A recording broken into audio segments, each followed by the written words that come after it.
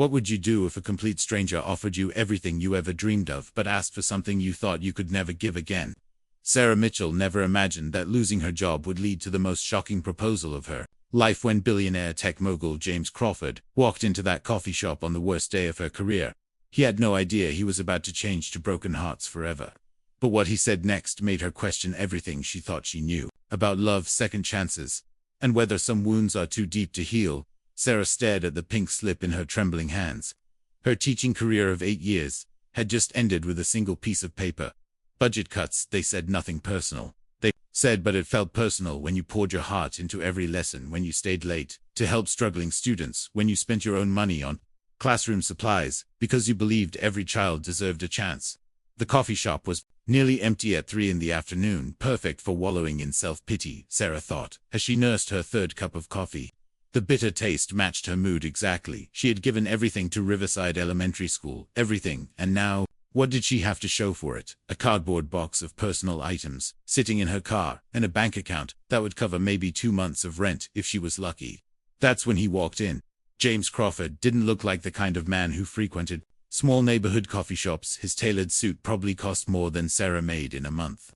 His confident stride spoke of boardrooms and million-dollar deals, not the quiet desperation that filled this little corner of the world, but something in his eyes caught her attention, something that looked almost as lost as she felt. He ordered a simple black coffee and sat at the table next to hers.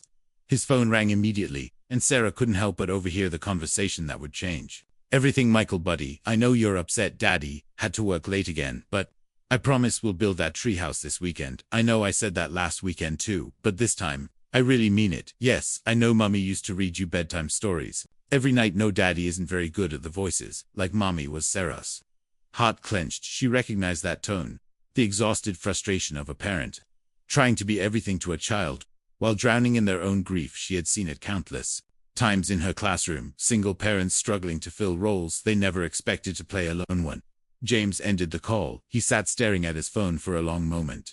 His shoulders sagged with the weight of responsibilities that seemed too heavy for one person to carry, even a person who clearly had all the money in the world. Sarah didn't mean to stare, but something about his vulnerability in that moment reminded her why she had become a teacher in the first place. The desire to help, to nurture, to make a difference in someone's life, even when her own felt like it was falling apart. That's when their eyes met. James looked up, as if sensing her gaze, and for a moment, neither of them looked away. There was recognition there, not of each other, but of something deeper, the recognition that sometimes passes between two people who are both fighting battles no one else can see. "I'm sorry," he said quietly. "I didn't mean to have such a personal conversation in public." Sarah surprised herself by responding, "It's okay, I couldn't help but overhear. You sound like you're going through something difficult." James let out a bitter laugh. "That's putting it mildly." He paused, as if weighing whether to continue, then seemed to decide he had nothing to lose. "My wife died 2 years ago, car accident. It was raining, and some drunk driver ran a red light, just like that. Everything changed. Him so sorry." Sarah whispered. James nodded. "Thank you. People say it gets easier, but honestly, some days feel harder than others, especially for my son Michael. He's 6, and he keeps asking when Mommy's coming home. I've tried everything, therapists, playdates, even hired the most expensive nannies in the city, but nothing works. He's withdrawn, sad, and I feel like I'm failing him every single day." Sarah felt tears prick her eyes.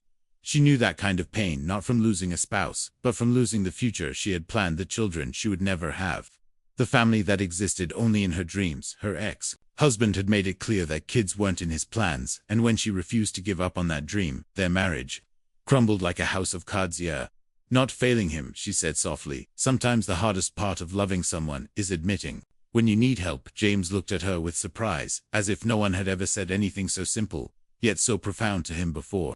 "Who are you?" he asked, with a genuine curiosity that made Sarah's cheeks flush. "I'm nobody special," she replied. "Just a teacher who got laid off today." "Actually make that former teacher a teacher?" James repeated, and something shifted in his expression. "Tell me about that. What kind of teacher?" "Elementary, 2nd grade." Sarah found herself talking more than she had all day. "I loved it. Every messy, chaotic, wonderful minute of it. There's something magical about that age, when kids still believe anything is possible. When they look at you like you hold all the answers to the universe, even when you're making it up as you go along." James was listening intently now.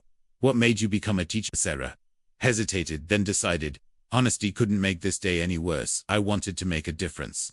I guess growing up I had this teacher, Mrs. Henderson, who saw something in me when no one else did. She made me believe I could be more than where I came from. She made me feel seen. And I wanted to do that for other kids. Be that person who believes in them, even when they don't believe in themselves. Now, James asked. Gently. Now, I don't know, Sarah admitted. I put everything I had into that job, and it wasn't enough. The school district says there's no money for programs like mine, no money for art supplies or field trips, or the little extras that make learning come alive. They want teachers who follow scripts and prepare kids for tests, not people who actually care about nurturing young minds. James was quiet for a long moment, then he did something unexpected. He moved to her table without asking, may I? Nodded, confused but intrigued. Have a proposition for you, he said, and his tone became more businesslike, though his eyes remained kind. I need someone who can help my son, someone who understands children, who can bring back some of the joy he's lost. You need a job, and from what you've just told me, you're exactly the kind of person Michael needs. Sarah frowned. I'm not a nanny, Mr. Crawford, James Crawford. And I'm not talking about hiring you as a nanny. Then what are you talking about? James took a deep breath. What I'm about to say is going to sound crazy, and I completely understand if you think I've lost my mind, but I've tried everything else, and nothing is working. My son needs stability. He needs someone who will be there, not just for a few months until they find something better. He needs someone who will love him like a mother. Would. Sarah's pulse quickened. Where exactly are you going with this? James looked directly into her eyes. You need love, and I need a mother for my little boy. What if we could help each other? What if we could create something real out of two broken situations? Are you asking me to marry you? Sarah's voice came out as barely a whisper. She couldn't believe she had just said those words to a complete stranger. James didn't flinch. I know how it sounds. I know this is insane. But yes, that's exactly what I'm asking. We're both adults. We both understand what it's like to have our dreams shattered. We both know that sometimes practical solutions are the only ones that work. This is crazy, Sarah said, but she didn't get up and leave. No, James agreed, but crazy doesn't mean wrong. Look, I'm not talking about some fairy tale romance. I'm talking about a partnership, to people who commit to building something good together for all the right reasons. You would have financial security, a beautiful home, and most importantly, a child who desperately needs what you have to give on. What would you get out of this arrangement? Sarah asked, trying to keep her voice steady. Peace of mind, James said simply. Knowing that my son has someone who truly cares about him, someone who won't leave when things get difficult. Someone who understands that love isn't always about passion. Sometimes it's about showing up every single day and choosing to build something meaningful together. Sarah stared at him. This man was offering her everything she had ever wanted: a family, financial security, a chance to make a real difference in a child's life. But could she really marry someone she had just met? Could she open her heart to love again, even if that love looked different than she had always imagined? What about love? She asked. The romantic kind I'm in. James considered this carefully. I won't lie to you and say I'm looking for that kind of love right now. I loved my wife completely, and losing her nearly destroyed me, but I've learned that there are different kinds of love. The love between partners who choose each other every day. The love that grows from shared purpose and mutual respect. The love that comes from building something beautiful together, even when it starts from practical beginnings. Many of the strongest marriages in history started exactly this way. James continued partnerships that grew into deep, abiding love because they were built on solid foundations, not just fleeting emotions. What I can promise you is honesty, respect, and the chance to be part of something real. Sarah felt something stirring in her chest. Something she hadn't felt since her divorce was finalized. Hope. It was terrifying and exhilarating and completely irrational, but it was there nonetheless. Tell me about Michael, she said. James's entire face lit up. He's incredible, smart, funny, stubborn as anything, just like his mother was. He loves dinosaurs and superhero movies, and he builds these amazing structures with his building blocks. But he's been so sad lately, so quiet. It breaks my heart every single day. What would this marriage look like, practically speaking? Sarah asked. James pulled out his phone and showed her a picture of a beautiful house, a real home with a big backyard and windows that let in streams of golden sunlight. This is where we live. It's too big for just the two of us, but it was Emma's dream house, and I can't bring myself to sell it. There's a master suite that would be yours completely, no strings attached until and unless you decided otherwise. He swiped to another photo showing a bright, airy room filled with bookshelves and art supplies. This was going to be Emma's home office, but it would make a perfect classroom if you wanted to continue teaching, maybe tutoring or homeschooling, or whatever felt right to you. Sarah's heart raced. This was really happening. This strange, wonderful, terrifying conversation was actually happening. What about your work? She asked.